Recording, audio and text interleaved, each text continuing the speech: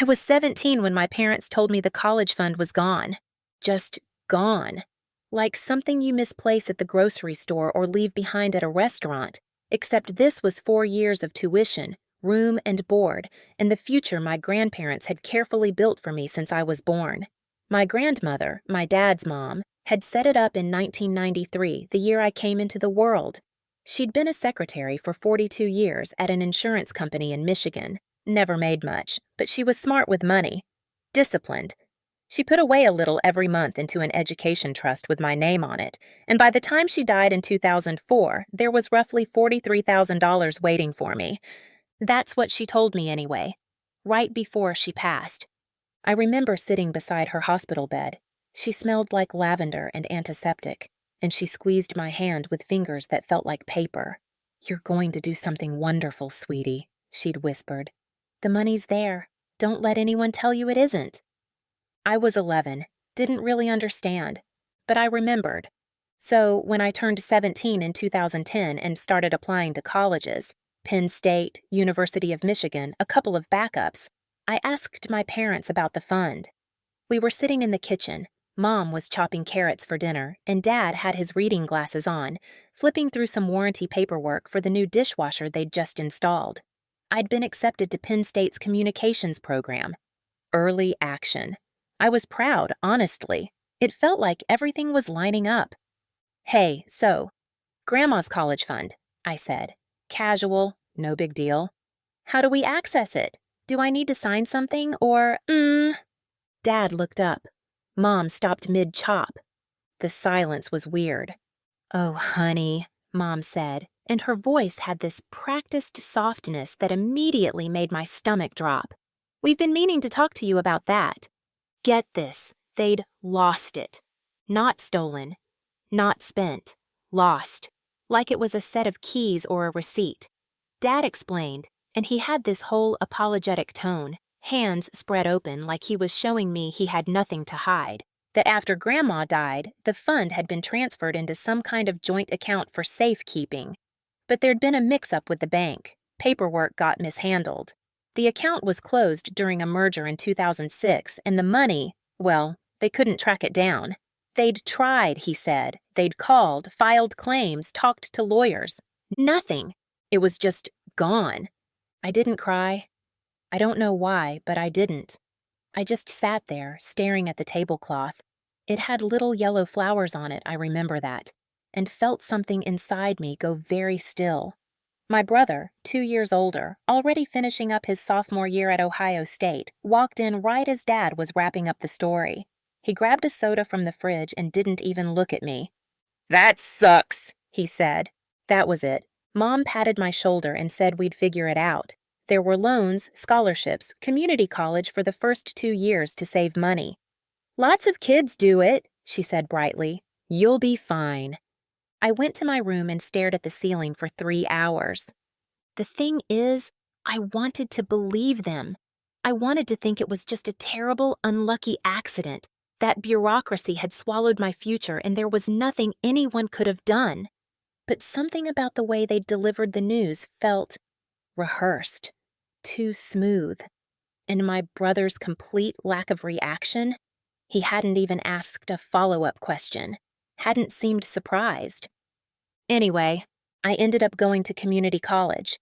2 years at Oakland Community College, commuting from home, working part-time at a Target to cover my books and gas. It wasn't the end of the world. Plenty of people do it, like Mom said, but it hurt. Watching my friends leave for campuses in other states, seeing their dorm photos on Facebook. This was 2010. Everyone was still using Facebook. Knowing that I was supposed to be there too. That my grandmother had wanted me there. My brother, though? He was fine. More than fine, actually. After he graduated from Ohio State in 2011, my parents helped him put a down payment on a condo in Columbus. $20,000. Just like that. I was 19, scanning groceries and taking notes in a classroom that smelled like floor cleaner, and they were signing paperwork to help him buy real estate. I asked about it once. Just once. "Where'd the 20 grand come from?" Dad said they'd been saving. Mom said they'd refinanced the house and had some equity to play with. "We're helping him get started," she said, like it was the most natural thing in the world. When you're ready, we'll help you too. I didn't believe her. But what was I supposed to do? Accuse them? Demand to see bank statements? I was a teenager living under their roof, and I didn't have proof of anything, just a bad feeling and a memory of my grandmother's papery hand in mine. So I kept quiet. I transferred to Eastern Michigan University in 2012 and finished my bachelor's in communications in 2014. Paid for most of it myself through loans, a couple of small scholarships, and a work-study job in the library. My parents came to my graduation, took photos, smiled. My brother didn't come, said he had a work thing, but he sent a congratulations text with a thumbs-up emoji. I was 21 and $31,000 in debt, and they acted like I should be grateful. The thing about being the younger kid, the one who didn't get the same treatment, is that people don't really see it as abuse. It's not hitting, it's not screaming, it's just less. Less money, less attention, less benefit of the doubt. And when you bring it up, you're told you're being sensitive, dramatic, that you're imagining things. But I wasn't imagining anything. I started keeping track after graduation. Not obsessively, okay, maybe a little obsessively, but I noticed things. My brother got a new car in 2015. They co-signed the loan. I asked if they'd help me with a used Honda I'd found for $4,000. We're a little tight right now, sweetie. In 2016, they paid for his wedding. Not the whole thing, but a big chunk. The venue, the catering. I was a bridesmaid, bought my own dress. I smiled in all the photos. But the night of the rehearsal dinner, I saw my dad slip an envelope to my brother. I was standing near the bar, holding a glass of wine I couldn't really afford, and I watched Dad clap him on the shoulder and say something I couldn't hear. My brother opened the envelope, glanced inside, and grinned. Cash. I don't know how much, but it was thick. I went home that night and ugly cried in my apartment, a one-bedroom I shared with a roommate who worked nights, thank God. And I thought about Grandma, about what she'd said. Don't let anyone tell you it isn't there. I wanted proof, but I didn't know how to get it. I didn't have access to their accounts, didn't know which bank Grandma had used, didn't even know if the trust documents still existed. I felt insane, like some conspiracy theorist connecting invisible dots. So I did the only thing I could think of. I hired a lawyer. Well, not hired exactly. I couldn't afford a real attorney. But I had a friend from college, Sophie, whose mom was a paralegal at an estate planning firm in Ann Arbor.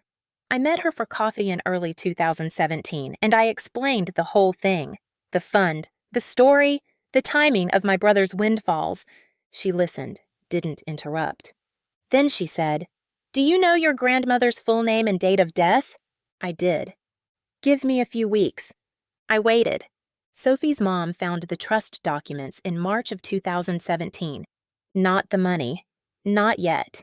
Just the paperwork. Filed with the county, stamped and notarized, completely legitimate. Grandma had set up an irrevocable educational trust in my name in 1993 through a bank called First Michigan Trust, which got absorbed by Comerica in 2005, so my parents weren't totally lying about a merger. The trust had specific instructions. Funds could only be used for my education, and if I didn't use them by age 25, they'd be rolled into a scholarship fund at her church. I was 23, so the money still existed, somewhere. Sophie's mom, her name was Linda, and she wore reading glasses on a beaded chain and drank black coffee like it was water, made copies of everything and slid them across the table to me in a manila folder. We were meeting at a Panera Bread because her office felt too official for what was essentially a favor. She'd done this on her lunch break. "Here's the thing," Linda said, tapping the folder with one finger. "This trust didn't just evaporate. Irrevocable means irrevocable. The bank can't close it without distributing the funds according to the terms. So either the money's still sitting in an account somewhere or it was distributed to the named beneficiary. Me. You." I stared at the papers. My name was right there in my grandmother's careful handwriting on the original 1993 form. Beneficiary, Jessica Marie Holloway. It felt like holding evidence of a crime, except I didn't know what the crime was yet. "So what do I do?" I asked. Linda sipped her coffee, thought about it. "You contact Comerica, ask about the account. You've got the trust number right here. See?" She pointed to a string of digits at the top of the page. "That's your key. They'll have records. Banks keep everything." "And if my parents already took it?"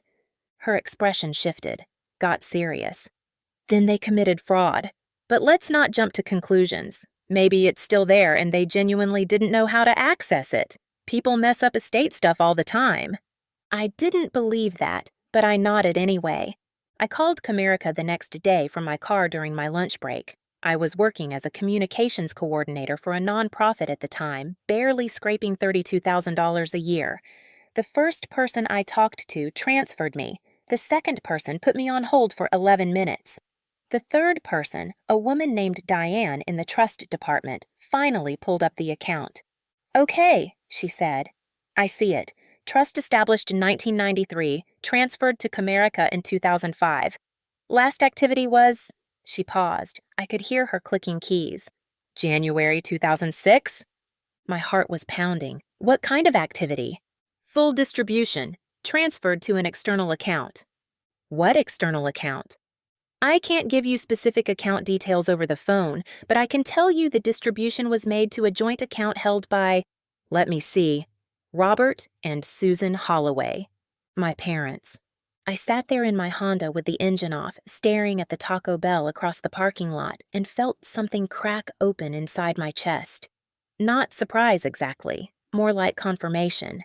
Like I'd been holding my breath for 7 years, and finally someone had said, "Yes, you're right, it happened."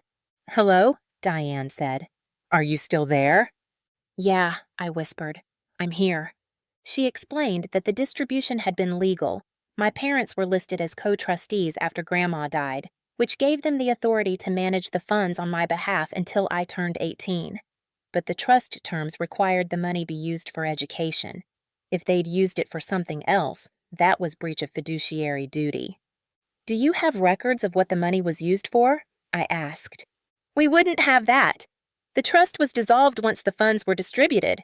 You'd need to subpoena their bank records to see where it went after that." I thanked her, hung up, sat there for 20 more minutes. Then I called Linda. She was quiet when I told her. Then, "Okay, so they took it. The question now is whether you want to pursue this legally or personally. What's the difference?" "Legally, you could sue for breach of fiduciary duty and try to recover the funds. But that's expensive, time-consuming, and you'd be suing your parents. Personally—" She paused. "Personally, you confront them. You tell them you know. You see what they say." I thought about it. A lawsuit felt too big, too public, too nuclear. And honestly, I didn't want their money anymore. I wanted them to admit what they'd done. I wanted them to see me, to understand that I knew, that I'd always known something was wrong, and that they couldn't gaslight me anymore. But I didn't confront them. Not yet. Because the thing about revenge, real revenge, the kind that actually works, is that it requires patience. You can't go in angry. You can't go in desperate. You have to wait until the moment is right, until you have everything you need, until they've backed themselves into a corner they can't escape. So I waited. I kept coming to family dinners, kept smiling at holidays, kept playing the role of the grateful, unbothered daughter who'd moved on from the unfortunate situation with the college fund. And I watched. I listened. I took mental notes. In 2018, my parents helped my brother buy a house. Not a condo this time, an actual house in a suburb outside Columbus. 3 bedrooms, 2-car garage, nice yard. They gave him $40,000 for the down payment. $40,000! I was sitting at their kitchen table when my brother FaceTimed them to show off the place, and my mom actually cried she was so happy for him. Dad was grinning, asking about the mortgage rate, talking about equity like he was some kind of financial advisor. I ate my lasagna and said congratulations. My brother didn't even say thank you, just said, "Yeah, it's a good investment," and hung up. Later that night, Dad asked how I was doing. I said fine. He said, "You know, Jess, if you ever need help with anything," and trailed off like he was offering me the world. I just smiled. "I know, Dad. Thanks." I wanted to flip the table, but I didn't. I went home and added 2018 of $40,000 down payment for brother's house to the document I'd been keeping on my laptop. I had a whole timeline by then. Every gift, every loan, every co-signed car or paid-off credit card. It was like watching someone build a house with stolen bricks and then invite you over to admire the craftsmanship. The worst part? They weren't even subtle about it. At Thanksgiving in 2018, my mom mentioned how proud she was that they'd been able to help both their kids get started in life. I was sitting right there. I'd gotten zero financial help since community college. I was still paying off loans, still driving the same used Honda, still splitting rent. I looked at her. "Both of us?" She blinked. "Well, yes. We've always tried to be fair." Fair.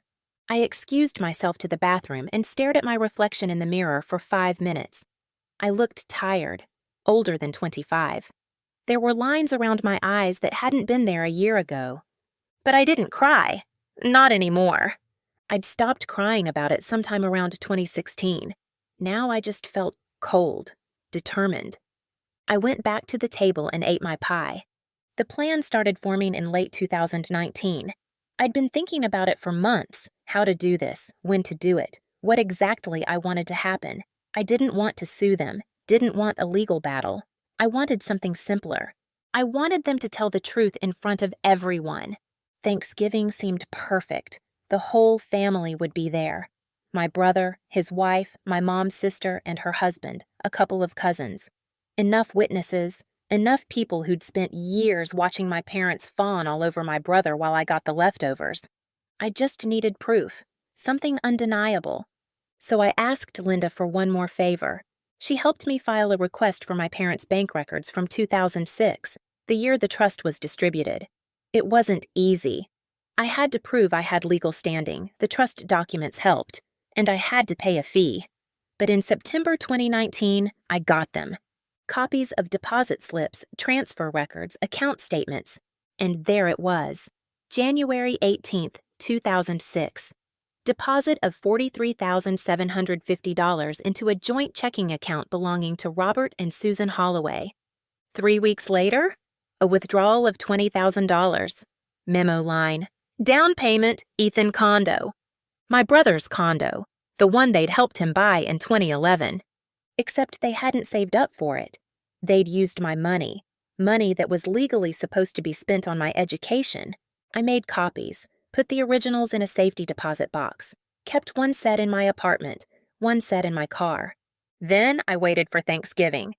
I showed up at my parents' house on November 28th, 2019, with a pie I'd bought from Costco and a folder in my bag. I hugged my mom, shook my dad's hand, chatted with my brother about his job. He was in sales, doing well, talking about buying a boat. Everything was normal. We sat down to eat around 3. Turkey, stuffing, mashed potatoes, the usual. My aunt asked about my job. I said it was good. My cousin asked if I was seeing anyone. I said no, staying focused on work. Nobody asked about my loans. Nobody asked if I needed anything. They never did. Dessert came out around 5. Pumpkin pie, apple pie, whipped cream.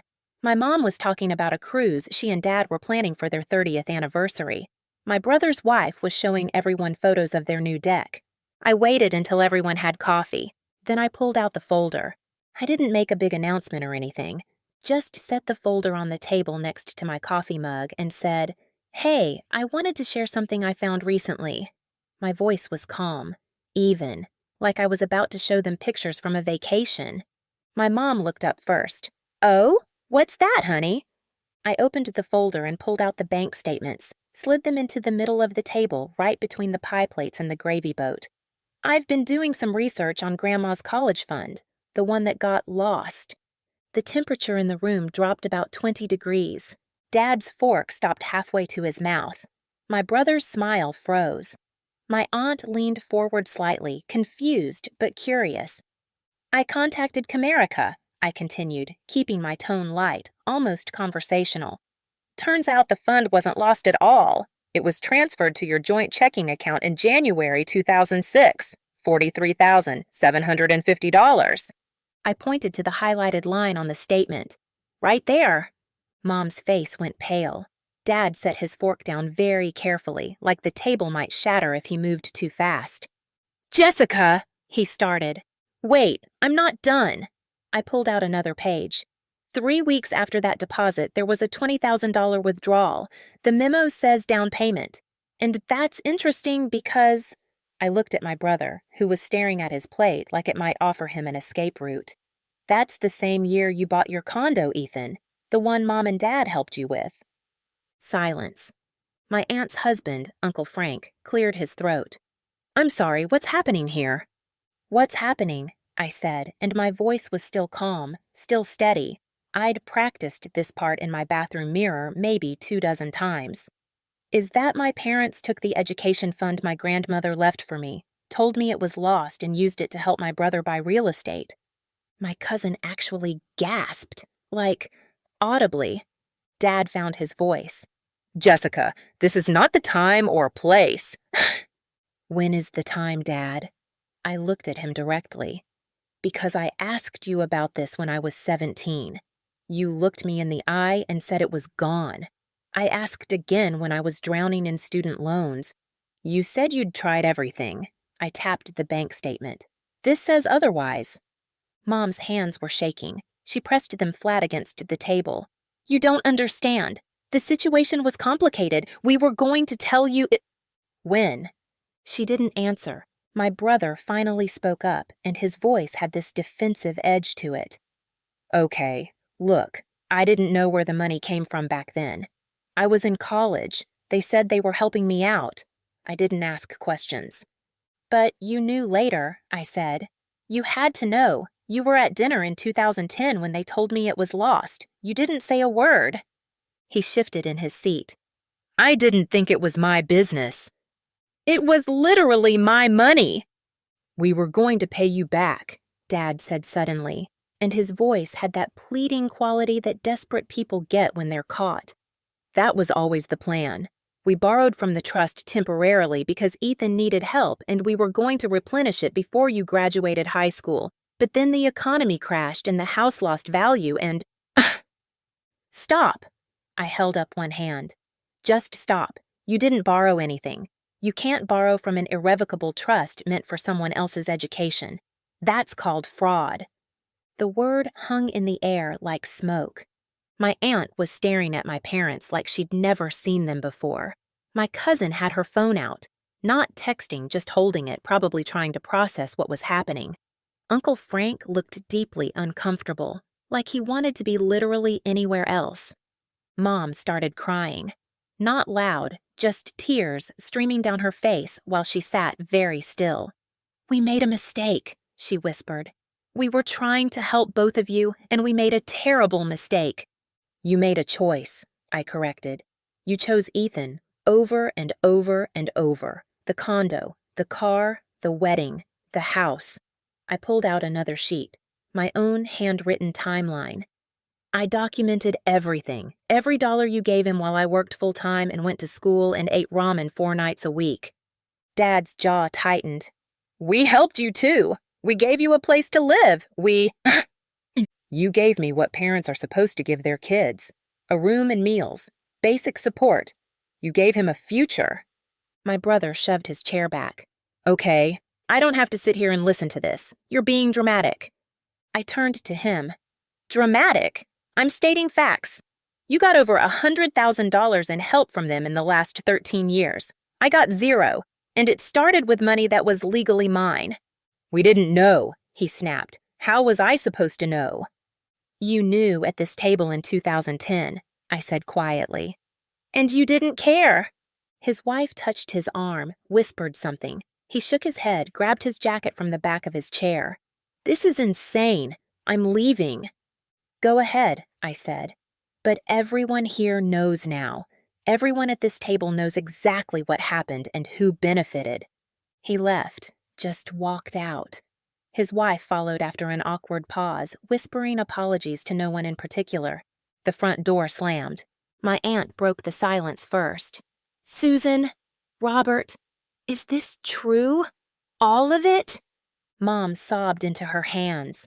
Dad looked at me with something between anger and desperation and maybe a little bit of respect, which felt twisted, but I saw it. You're tearing this family apart, he said. No, I replied. I'm just telling the truth. You tore it apart 13 years ago. I'm just showing everyone the damage. Uncle Frank stood up carefully. I think we're going to head out. This feels like a family matter. He nodded at me, just once, but it was deliberate, like he was acknowledging something. My aunt hugged me on her way out. Didn't say anything, just squeezed my shoulder. Then it was just me and my parents. The kitchen felt enormous and very quiet. The turkey carcass sat in the middle of the table like evidence of a celebration that had died mid-flight. What do you want? Dad asked finally. His voice was flat. Money? An apology? What? I thought about it. Honestly, I'd thought about it for months. I want you to admit it, I said. Out loud. No excuses. No explanations about the economy or timing or intentions. Just admit you took my college fund and gave it to Ethan. Mom looked up. Her mascara was smeared. We took your college fund and gave it to your brother. Dad said nothing. Dad? He exhaled slowly, looked older than I'd ever seen him. We took the money. We used it for your brother. We told you it was lost because we were ashamed. And you never planned to tell me. Pause. No, he admitted. We didn't. I nodded, stood up, started gathering my things, my purse, my coat, the folder. Where are you going? Mom asked. Home. Jessica, please, can't we talk about this? Work something out? I looked at her, really looked at her. She seemed small suddenly, breakable. There's nothing to work out, I said. You made your choice a long time ago. I just needed you to stop lying about it. I walked to the door. My hand was on the knob when Dad called out, Are you going to sue us? I turned back. No! He looked surprised. I don't want your money anymore, I said. I don't want anything from you. I just wanted the truth. And now everyone knows it. I left, drove home in the dark with the radio off, hands steady on the wheel. I didn't cry, didn't feel angry exactly, just clear, like I'd been carrying something heavy for over a decade and I'd finally set it down. My phone started buzzing around 8. Text from my cousin. Holy shit, are you okay? Text from my aunt. I'm so sorry, I had no idea. If you need anything. Text from my brother. You're a selfish bitch.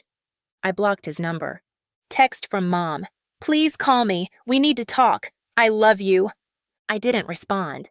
Text from Dad. You embarrassed us in front of the whole family. Was it worth it? I stared at that one for a long time. Then I typed back, yes, and I turned off my phone. The next few weeks were strange.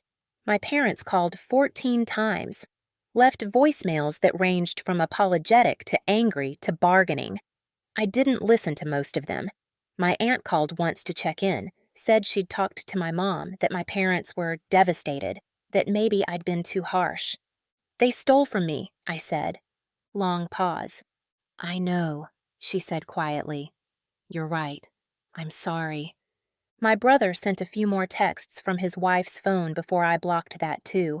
Stuff about how I was ruining the family, how Grandma wouldn't have wanted this, how I was being vindictive.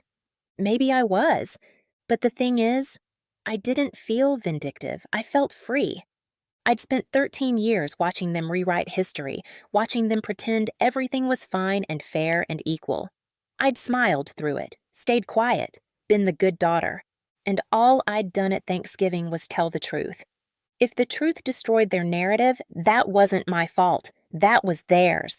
I did get one unexpected message in early December from Linda, Sophie's mom. Heard what happened through Sophie, proud of you. That took guts.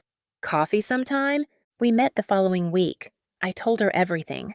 How it went down, what they said, how I felt. She listened. Then she said, You know what you did? You took your power back. They'd been controlling the story for years. You stopped letting them. It doesn't feel powerful, I admitted. It just feels sad. It can be both, she said. She was right. Christmas came and went without me. My parents sent an invitation, my mom's handwriting on a red card with gold bells on it. Very festive, very normal. We hope you'll join us for Christmas Eve dinner. Love, Mom and Dad. Like Thanksgiving hadn't happened. Like we could just reset and pretend everything was fine. I sent a text back. I won't be coming. Thank you for the invitation. Mom called immediately. I didn't answer. She left a voicemail. Jess, please. It's Christmas. Family is supposed to be together at Christmas. Your brother is coming, and we want to move past this. Can't we just move past this? I deleted it. The thing they didn't understand, or maybe they did and just didn't care, was that I wasn't punishing them. I wasn't withholding my presence to make them suffer. I just didn't want to be around people who'd lied to me for 13 years and still thought I was the problem. I spent Christmas with Sophie and her family instead. Linda made ham. We played board games. Nobody stole anything from anyone. It was nice. January 2020 came quietly. I turned 27. Started thinking about what I actually wanted my life to look like now that I wasn't spending all my energy managing the gap between what my family pretended to be and what they actually were. I got a promotion at work in February, senior communications coordinator, small raise, better projects. My boss told me I'd seemed more focused lately. I didn't tell her why. I started therapy in March. Not because I was falling apart, but because I wanted to understand why I'd waited so long to speak up. Why I'd smiled through so many dinners. Why I'd needed 13 years and a stack of bank statements to believe my own reality. My therapist, her name was Dr. Kara Chin, and she had the kind of calm presence that made you feel like nothing you said could shock her, asked me during our second session what I'd wanted to happen at Thanksgiving. I wanted them to admit it, I said. And they did. Yeah? So why don't you feel better? I thought about that. Because it didn't change anything. They admitted it, but they still don't think they did anything that bad. They're just sorry they got caught. Dr. Chin nodded. And what would it look like if they actually understood what they'd done? I didn't have an answer. We worked on it over the next few months. Worked on the difference between wanting justice and wanting transformation. Worked on accepting that some people will never give you what you need, and that's not a failure on your part. Worked on letting go. My parents kept trying. Every few weeks there'd be a card or a text or a voicemail. My mom sent flowers to my office in April with a note. Thinking of you, miss you. Love, Mom. I gave the flowers to the receptionist. My dad sent an email in May. Subject line, "Can we talk?" The body of the email was 3 paragraphs. He said they'd been reflecting a lot on what happened, that they understood they'd made mistakes, that they wanted a chance to make things right. He didn't say how. I drafted 6 different responses and deleted all of them. Finally, I just wrote, I appreciate you reaching out. I'm not ready to have a relationship right now. I need space. He wrote back within an hour. How much space? Weeks? Months? We're your parents, Jessica. We deserve a timeline. I didn't respond to that one. The entitlement was almost funny, like I owed them a schedule for my own healing. My brother never reached out. Not once. And honestly, that told me everything I needed to know. He'd benefited from their choices for years and felt zero responsibility for any of it. In his mind, I was just the bitter little sister making trouble. Fine, let him think that. In June, my aunt called, the first time we'd spoken since she'd checked in on me after Thanksgiving. She sounded hesitant. Hey, Jess, I'm not trying to mediate or anything. I just wanted to let you know your mom's been talking to me a lot. She's really struggling. Okay, I said. Pause. That's it? Just okay? What do you want me to say? I asked. And I wasn't being rude. I genuinely didn't know. I'm sorry she's struggling, but that's not my responsibility. She's your mother. She's also someone who stole from me and lied about it for over a decade. My aunt sighed. I know. I'm not saying you're wrong. I guess I'm asking if you think there's any path forward for the family. I'd thought about this a lot in therapy. Maybe, I said, but it would require them to actually take accountability, not just say sorry, actually acknowledge the harm and do the work to repair it. And I don't think they're capable of that. You might be surprised. I've been surprised enough by them. We left it there. Summer passed. I went on dates, worked on a big campaign for the nonprofit, took a pottery class. I was terrible at it, but it was fun. Started paying off my student loans more aggressively now that I wasn't spending emotional energy on my family. I felt lighter.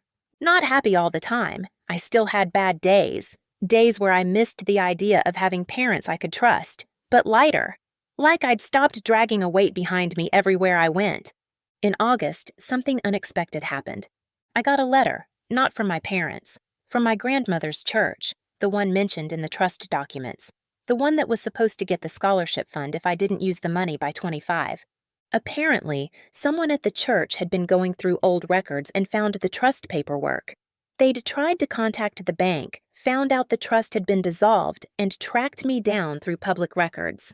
The letter was from the church treasurer, a woman named Margaret Schultz. She explained the situation and said they wanted to honor my grandmother's wishes. Since the funds had been improperly distributed, very careful language there, they wanted to establish a scholarship in my grandmother's name, and they wanted me to be involved. "We can't undo what happened," she wrote, "but we can make sure your grandmother's legacy continues to help students the way she wanted to help you." I cried reading that. Just sat on my couch with this letter in my hands and cried. Not sad crying, something else. I called the number at the bottom of the letter. Margaret answered on the second ring. We talked for an hour. She'd known my grandmother, not well, but enough to remember her. "She talked about you all the time," Margaret said. "She was so proud. She'd be proud now too, I think." We set up the scholarship that fall. The church contributed some funds. I contributed what I could, not much, but something. And we named it the Dorothy Holloway Educational Scholarship. It would go to one student per year. Preference for first-generation college students or kids from families that couldn't help them financially. Kids like me. We announced it in October. There was a small ceremony at the church. They put up a plaque with my grandmother's name on it. Margaret gave a speech about legacy and generosity. She asked if I wanted to say anything. I stood up in front of maybe 30 people, church members, a few distant relatives I barely knew, some scholarship committee volunteers, and I talked about my grandmother, about how she'd worked her whole life and saved carefully, about how she'd wanted to give me opportunities she never had. I didn't mention my parents, didn't mention what they'd done. This wasn't about them. This was about making sure my grandmother's kindness survived the people who'd tried to bury it.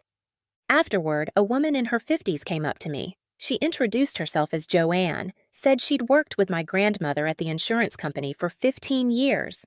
"Dorothy talked about you constantly," Joanne said. "She showed everyone pictures.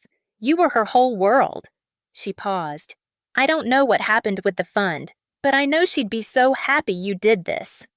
I hugged a stranger in a church basement and felt something settle in my chest. My parents found out about the scholarship in November. I don't know how. Maybe someone from the church mentioned it. Maybe my aunt told them. Dad sent an email. Subject line, "Really?" Body, "You're naming a scholarship after Mom, but you won't even talk to us? That's incredibly hurtful." "We're trying, Jessica. When are you going to let this go?" I read it twice. Then I archived it without responding. Dr. Chin asked me how I felt about them knowing. "I don't care," I said, and I meant it. They don't get to have an opinion about how I honor Grandma. They lost that right. "Do you think they understand that?" "No," I said. But that's not my problem anymore. Thanksgiving, 2020 came exactly 1 year after everything had imploded. I didn't go to my parents' house. Didn't even get an invitation this time.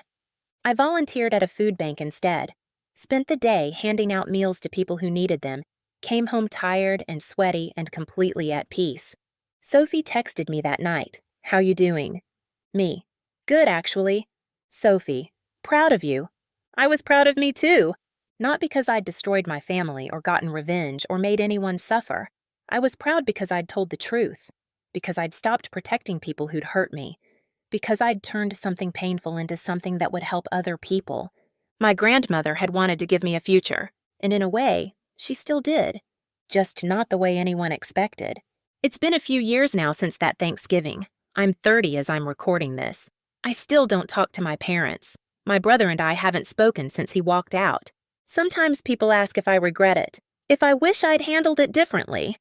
Honestly, no. I spent 13 years being quiet, being understanding, making myself smaller so they could pretend everything was fine. And all it did was make me disappear. The scholarship's in its third year now. We've helped 4 students so far. One of them sent me a thank you note last semester. Said the money made the difference between staying in school and dropping out. I keep that note on my fridge. My grandmother wanted to help me get an education. She wanted to invest in my future. And even though my parents tried to take that away, they didn't succeed. Because I'm still here, I'm still standing, and her kindness is still changing lives. That's not revenge. That's justice, and it's enough.